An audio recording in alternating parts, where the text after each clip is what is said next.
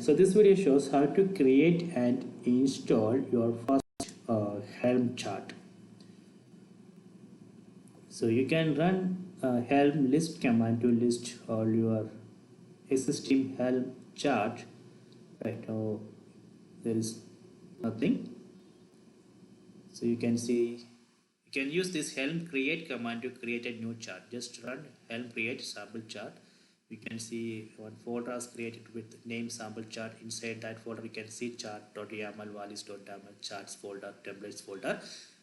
So we can install the chart which we created using this command helm install --name. You can give a name for the chart, then /sample chart, that is the location where our templates file and chart.yaml file and values.yaml file stored.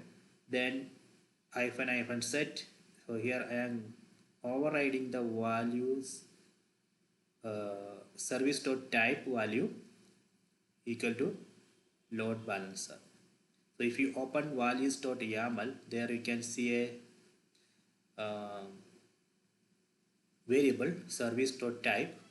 So here we are overriding that value equal to load balancer. So let me run this command.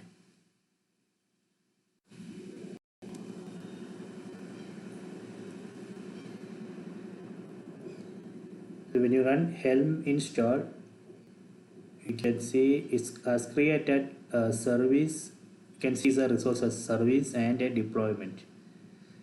So if you run a helm list, it will show the helm chart which we installed. You can see the deployment status is deployed. So we can list the resources like services and deployment. To see the service resource, you can run kubectl get services, and you can see the service here and the external IP here. You can just curl to that external IP. So that is a load balanced IP. You will get a default Nginx welcome page.